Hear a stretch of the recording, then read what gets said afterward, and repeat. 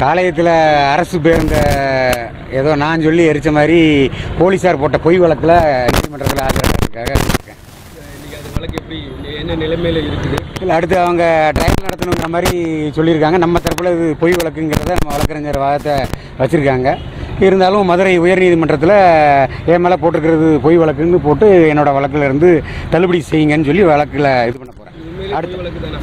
எனக்கு இதுக்கு உண்மையிலே சம்மந்தமே கிடையாது. சம்மந்தம் இல்லாமல் அன்னைக்குள்ள சூழ்நிலையில் தமிழக காவல்துறை, அதுவும் திருநெல்வேலி காவல்துறை போட்ட பொய் வழக்கு தான். ஆமாம். சரிண்ணா, இப்போது நீங்கள் ஜெயராஜ் பென்னிஸ் கொலை வழக்கு நடந்து 4 ஆண்டுகள் ஆகுது.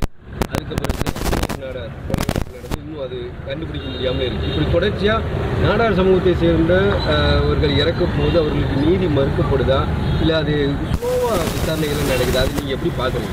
இல்லைண்ணா, அதாவது இதே தூத்துக்குடி மாவட்டத்தில் மணல் கொள்ளையரால் படுகொலை செய்யப்பட்ட விஓ கொண்டாங்க. அந்த படுகொலை வழக்கை அரசாங்கம் வழக்கை துரிதப்படுத்தி 3 மாதமோ 4 மாதத்துலேயோ அவங்களுக்கு ஆயுள் தண்டனையை நீதிமன்றம் வழங்குச்சு. ஆனால் சாத்தாங்குளத்தில் அப்பாவி ஜெயராஜ் பென்னிக்ஸ் படுகொலைக்கு 4 ஆண்டுகள் ஆயும் இன்னைக்கு வரைக்கும் நீதி மறுக்கப்பட்டுக்கிட்டு இருக்கு.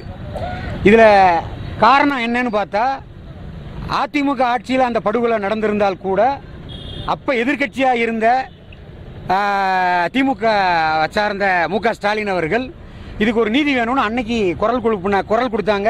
அக்கா கனிமொழி அவங்கெல்லாம் குரல் கொடுத்தாங்க.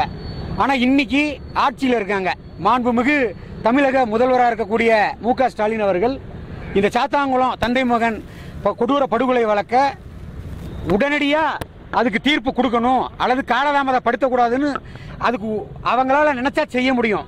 இதை ஏன் சொல்கிறேன் அப்படின்னா, சிபிசிஐடி போலீஸார் மாண்புமிகு முதல்வர் அவர்களோட கண்ட்ரோலில் தான் இருக்குது. நான் விசாரித்தப்ப நீதிமன்றத்துக்கு காலதாமதப்படுத்துறது, நீதியரசர்கள் சொல்லக்கூடிய நேரத்துக்கு சிபிசிஐடி அதிகாரிகள் வராமல் ஒத்துழைப்பு கொடுக்காமல் இருக்குங்கிறது தான். அப்போ இதுக்கு விசாரணை மறுக்கப்படுதுங்கிறத தான் நாங்கள் நினைக்கிறோம். எங்களை பொறுத்த மட்டும் ஒட்டுமொத்த நாடார் சமுதாயத்தின் சார்பாக கூட மீண்டும் மீண்டும் நாங்கள் கோரிக்கை வைக்கிறது, சாத்தாங்குளம் ஜெயராஜ் நடார் பெனிக்ஸ் நடாரோட படுகொலைக்கு அந்த படுகொலையை நிகழ்த்தின சாத்தாங்குளம் காவலர்கள் அத்தனை பேருக்கும் தூக்கு தண்டனையை மாண்புமிகு நீதியரசர்கள் கூடிய சீக்கிரம் வழங்கணுங்கிறது தான் எங்களோட நீண்ட நாள் கோரிக்கை. அதை நாங்கள் எதிர்பார்க்குறோம். அதே மாதிரி தான் காங்கிரஸ் கட்சியை சேர்ந்த மாவட்ட தலைவராக இருந்த அண்ணன் ஜெயக்குமார் அவர்களோட படுகொலைக்கு இன்னைக்கு வரைக்கும் வழக்கு அப்படியே துரிதப்படுத்தின மாதிரி தெரிஞ்சதே ஒழிய ஒரு கண்துடை பார்த்தா இருக்கு. அந்த இது அப்படி கிடப்பில் போட்ட மாதிரி ஆயிடுச்சு. என்ன நடக்கு, அந்த விசாரணையோட நிலவரம் என்னங்கிறது கூட மீடியாக்களுக்கோ அல்லது பொதுமக்களுக்கோ அரசாங்கம் வெளியே தெரியப்படுத்த மாட்டேங்கிறாங்க.